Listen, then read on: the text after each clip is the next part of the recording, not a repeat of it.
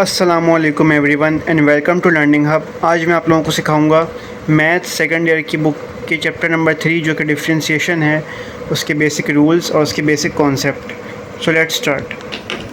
तो सबसे पहली बात जो आप लोगों के लिए जानना बहुत इंपॉर्टेंट है वो ये है कि d/dx का मतलब क्या होता है। देखिए मैंने यहाँ पे लिखा है x, अब यहाँ पे y भी आ सकता है, यहाँ पे कोई भी वेरिएबल आ सकता है, यहाँ पे y, u, v, g कुछ भी आ सकता है। यहाँ पे जो भी चीज़ सवाल में वेरिएबल के तौर पर इस्तेमाल हो रही होगी वो यहाँ पे आ सकती है।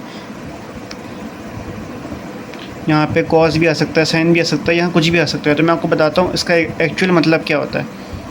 इसका मतलब होता है डिफरेंशिएटिंग। मैं आपको लिख के बता देता हूँ।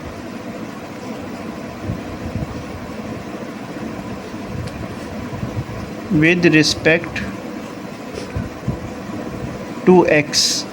अब यहाँ पे विद रिस्पेक्ट टू y भी हो सकता है, यहाँ पे विद रिस्पेक्ट टू कुछ भी हो सकता है, with respect to y, u, v कोई भी यहाँ पे आ सकता है वेरिएबल। ओके, तो जब हम लोग फॉर एग्जांपल हम लोगों ने एक एग्जांपल के तौर पे लिया है, जब हम लोग डिफरेंशिएट कर रहे होंगे विद रिस्पेक्ट टू x, तो मैं आपको एक बात बता देता हूँ सबसे इम्पोर्टेंट। जब भी हम लोग x का लेंगे ना डेरिवेटिव, तो उसका आंसर हमेशा ऑटोमेटिकली 1 आएगा। सही है, ये बात याद करने वाली है। ये आपको ये बिल्कुल जो डिफरेंशिएशन की जो बेसिक कॉन्सेप्ट्स है उनमें से एक है, ये आप लोगों को याद करना पड़ेगा, वरना आप लोगों से बहुत गलतियाँ होंगी डिफरेंशिएशन के कैलकुलस के सवालों में। तो एक तो आप लोगों ने ये बात याद करनी है। सही है, अब चलिए हमारे पास यहाँ पे 1 आया ना आंसर, हम लोग इसको इस्तेमाल कर लेते हैं अगला कॉन्सेप्ट समझाने के लिए आप लोगों को। यहाँ पे हम लोगों ने d/dx किया। d/dx यहाँ पे हम लोग डेरिवेटिव लेते हैं 1 का। सही है, हम लोगों ने 1 का डेरिवेटिव लिया। अब 1 क्या होता है? 1 एक कांस्टेंट होता है। जब भी कोई आपके पास नंबर हो ना, वो नंबर होता है हमेशा कांस्टेंट। ओके, तो हम लोगों ने यहाँ पे 1 का डेरिवेटिव लिया तो उसका आंसर आएगा 0। ये बात आप लोग याद रख लें। मैं आप लोगों को बल्कि प्रॉपर्ली एक रूल के तौर पे इसको लिख के भी समझा देता हूँ आप लोगों को। d/dx डेरिवेटिव ऑफ c मतलब कांस्टेंट। c का मतलब होता है कांस्टेंट। सही है,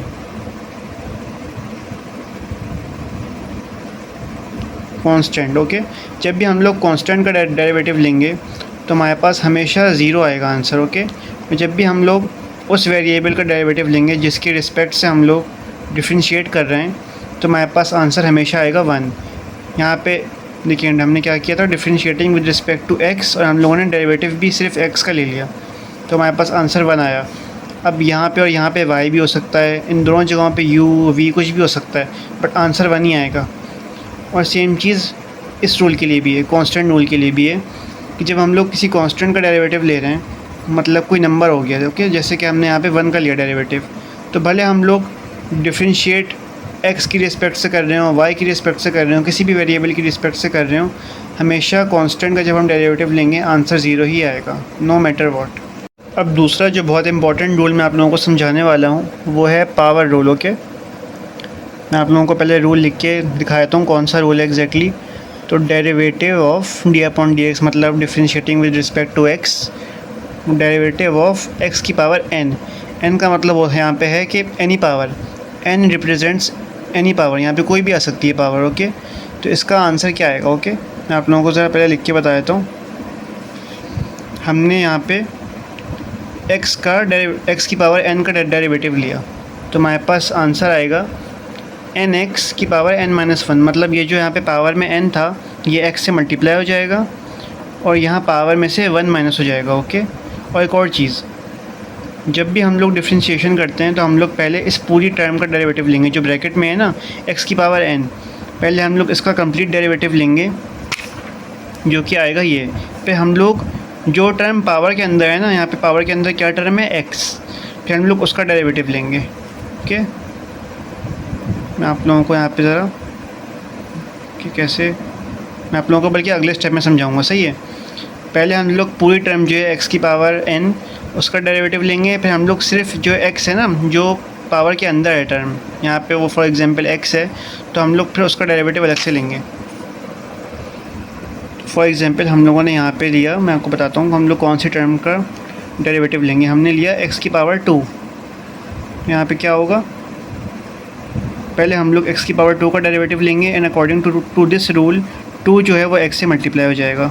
ओके, ये हो गया 2x और पावर में से 1 माइनस हो जाएगा, तो 2 में से ये 1 माइनस किया हमने, सही है, ये हमने पूरा x की पावर 2 का डेरिवेटिव ले लिया।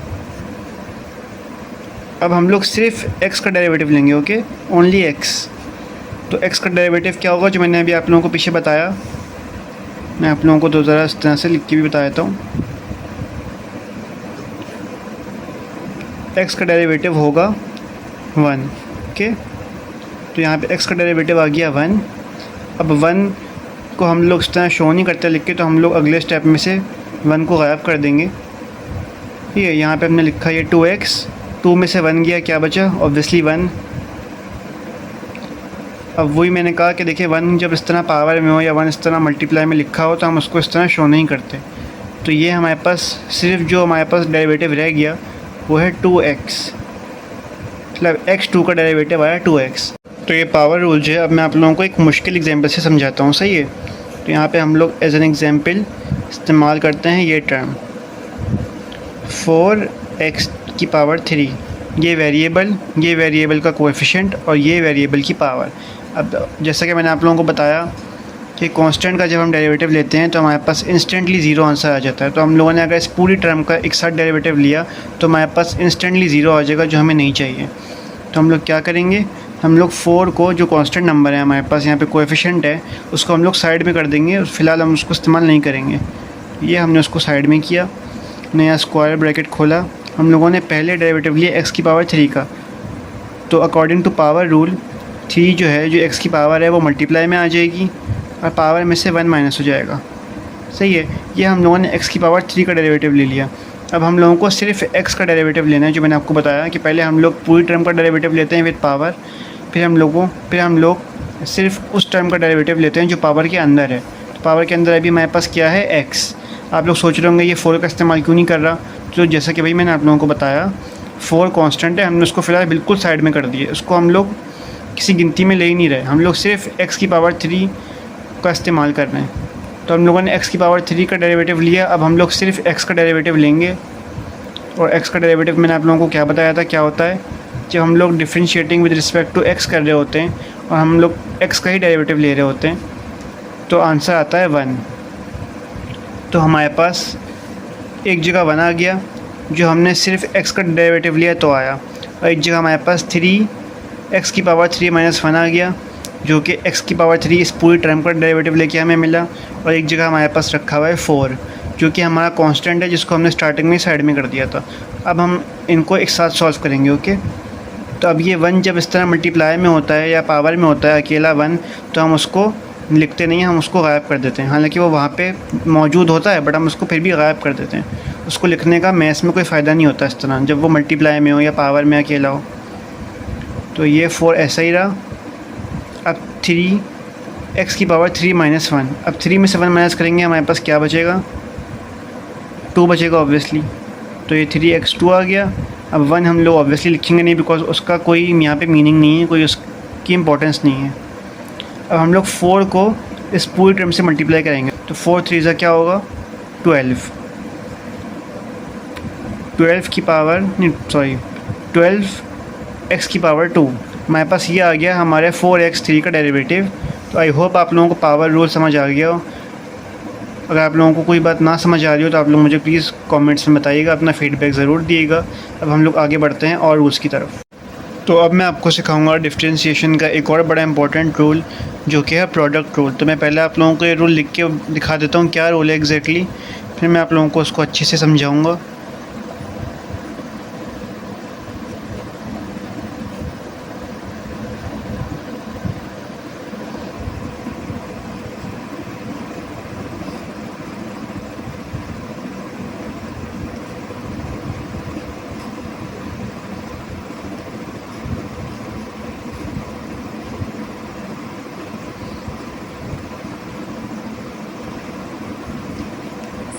तो आई एम श्योर ये देखने में बहुत ही कंफ्यूजिंग लग रहा होगा, बट मैं आपको बताता हूँ एग्जैक्टली क्या लिखा हुआ है। जब दो टर्म्स मल्टीप्लाई हो रही हो, जो कि यहाँ पे रूल में हम लोगों ने एग्जांपल के तौर पे हम लोगों ने लिखा हुआ है u और v। जब दो टर्म्स आपस में मल्टीप्लाई हो रहे हो और हम उनका डेरिवेटिव एक साथ ले लें, इस तरह पूरी की पूरी टर्म का, ये जो दो टर्म्स मल्टीप्लाई हो रही हैं, इनका हम कंप्लीट डेरिवेटिव एक साथ ले लें, तो हमें फिर क्या मिलता है, हमें मिलता है ये क्या लिखा हुआ है, u multiplied by derivative of v plus derivative of u multiplied by v। ये चार अलग टर्म्स है, सही है। u अलग टर्म में, डेरिवेटिव ऑफ v अलग टर्म में, डेरिवेटिव ऑफ u अलग टर्म में, और ये वाला v अलग टर्म में। ये जो u है ये इस पूरे डेरिवेटिव ऑफ v से मल्टीप्लाई हो रहा है, और ये डेरिवेटिव ऑफ u जो है इस v से मल्टीप्लाई हो रहा है, सही है। तो अब ये हो गया हमारा रूल। अब मैं आप लोगों को एग्जांपल देके समझाता हूँ। तो यहाँ पे हम लोग एग्जांपल इस्तेमाल करते हैं। पहले हम लोग इस्तेमाल करते हैं x का और y का, बिकॉज़ हम सब ने पूरे साल कह रहा हूँ, पूरी ज़िंदगी जो मैथ्स पढ़ी है, हम लोगों को वेरिएबल में सबसे ज़्यादा x और y देखने की आदत है। नहीं देखिए, x है यहाँ पे u, रूल के हिसाब से x u है और y v है। मैं आप लोगों को जाके समझने में आसानी हो, मैं इस तरह एरोज़ बना देता हूँ। x u है और y v है, सही है। अब सबसे पहले तो यहाँ पे आएगा u multiplied by derivative of v। तो u यहाँ पे है x। अब x का हमने यहाँ पे डेरिवेटिव नहीं लेना, बिकॉज अब लोगों ने जैसे देखा यहाँ पे u बिल्कुल जैसे था वो एज इट इज़ वैसे ही लिखा है, कोई डेरिवेटिव नहीं हो रहा, कोई प्रोसेस उसके ऊपर नहीं हो रहा, वो एज इट इज़ उसको हमने बस लिखा हुआ है। तो हम लोग x को एज इट इज़ यहाँ लिख देंगे। अब मैं आप लोगों को दोबारा बता देता हूँ, यहाँ पे x u है, सही है। u और v ये हम लोगों ने समझाने के लिए लिखा था, बट जब हम लोग इस रूल का इस्तेमाल कर रहे होंगे तो हम लोगों को क्या पता x y दिया हुआ हो, x डॉट y दिया हुआ हो, क्या पता कोई और वेरिएबल दिए हुए हो, तो हमने ख़ुद उन वेरिएबल्स को फॉर्मूले में पुट करना है। तो हम लोगों ने x को u में पुट किया है और y को v में पुट किया है। तो x को हम लोगों ने एज इट इज़ लिखा। अब हम लोग क्या कहते हैं, डेरिवेटिव ऑफ v लिखेंगे। यहाँ पे हमें v क्या दिया हुआ है, y। अब क्योंकि differentiating with respect to x है, हम लोग y का डेरिवेटिव ले रहे हैं, तो हम उसको एज इट इज़ लिख देंगे। हम लोग लिख देंगे d/dx y, सही है। ये पूरी एक टर्म हो गई। अब हम लोगों ने, अब कुछ बच्चे सोच रहे होंगे कि यहाँ पे कोई और आंसर क्यों नहीं आया, यहाँ पे 1 क्यों नहीं आया, हम लोगों ने इसको एज इट इज़ क्यों लिख दिया। बिकॉज़ अगर यहाँ पे x होता तो यहाँ पे आता 1। क्यों? क्योंकि हम लोग डिफरेंशिएट कर रहे हैं विद रिस्पेक्ट टू x। तो अगर यहाँ पे डेरिवेटिव भी हम लोग x का ले रहे होते तो हमें ऑटोमेटिकली 1 मिल जाता। बट हम लोग डिफरेंशिएट अलग वेरिएबल की रिस्पेक्ट से कर रहे हैं और हम लोग डेरिवेटिव अलग वेरिएबल का ले रहे हैं, तो इसको हमें मजबूरन एज इट इज़ लिखना पड़ेगा, हमारे पास कोई और चॉइस नहीं है। अब यहाँ पे आते हैं हम लोग, सही है।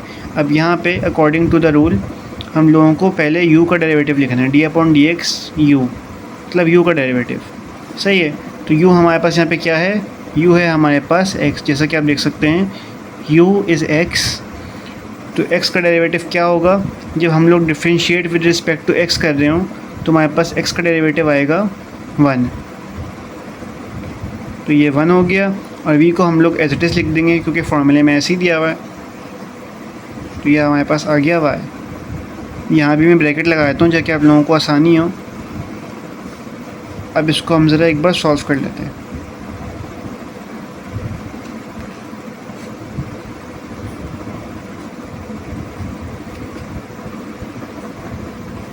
तो ये हमारा फाइनल रिज़ल्ट बन गया है, सही है। x multiply bye derivative of y plus y, ये हमारा आंसर आ गया है। मैं आपको ये वाला रूल समझाता हूँ एक और एग्जांपल से, ओके।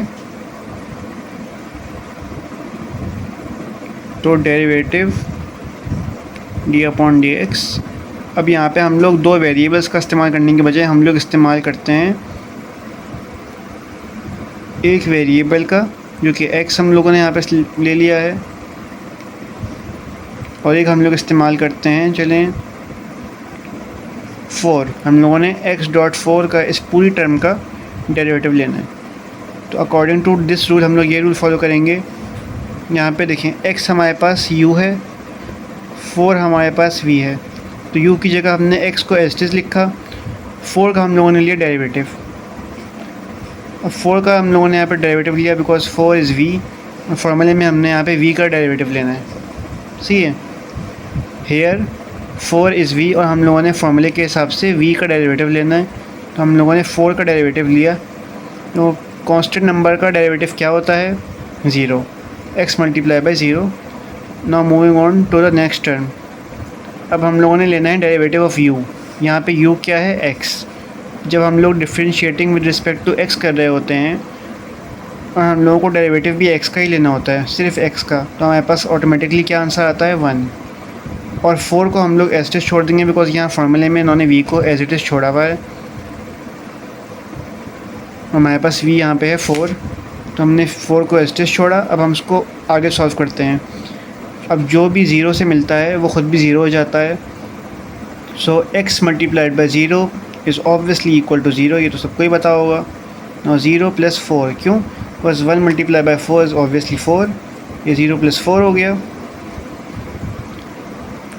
और यहाँ पे हमारे पास आंसर आ गया 4। तो ये मैंने आपको अच्छे से प्रोडक्ट रूल भी सिखा दिया है। अब मैं आपको सिखाता हूँ कोशेंट रूल। डिफरेंशिएशन का एक और बड़ा इंपॉर्टेंट रूल समझाने वाला हूँ। तो जैसे प्रोडक्ट रूल में जब दो टर्म्स मल्टीप्लाई हो रही होती हैं तो हम उनका पूरा का पूरा एक साथ डेरिवेटिव ले लेते हैं। जैसे कि प्रोडक्ट रूल में मैंने आप लोगों को अभी बताया, मैं दोबारा अपनी बात रिपीट कर देता हूँ। दो टर्म्स मल्टीप्लाई हो रही होती हैं तो हम उनका कंप्लीट डेरिवेटिव एक साथ ले लेते हैं। जैसे u डॉट v का हम डेरिवेटिव कम्प्लीटली एक साथ ले लेते हैं। वैसे ही कोशेंट रूल में जब दो टर्म्स डिवाइड हो रही होती हैं, u upon v, u divided by v, तो हम उन दोनों का डेरिवेटिव कम्प्लीटली एक साथ ले लेते हैं। तो इसको हम किस तरह लेंगे, हम लोग ये रूल फॉलो करेंगे। जैसे उसके प्रोडक्ट रूल में भी इससे मिलता जुलता ही एक फार्मूला था, वैसे ही इसमें भी वैसा ही फार्मूला है, बस थोड़ा बहुत फ़र्क है। कोशेंट रूल में क्या है, v multiplied by derivative of u minus u multiplied by derivative of v, और ये पूरा का पूरा जो है ना, v into derivative of u minus u into derivative of v, ये पूरा का पूरा डिवाइड हो रहा है v स्क्वायर से। सही है। अब इसमें भी सेम लॉजिक इस्तेमाल होगी जो प्रोडक्ट रूल में हो रही थी। ये u की जगह और v की जगह आप लोग x और y इस्तेमाल कर सकते हो। और जैसे मैंने आप लोगों को एक एग्जांपल दिया, मैं आप लोगों को ये एग्जांपल दोबारा दिखा देता हूँ।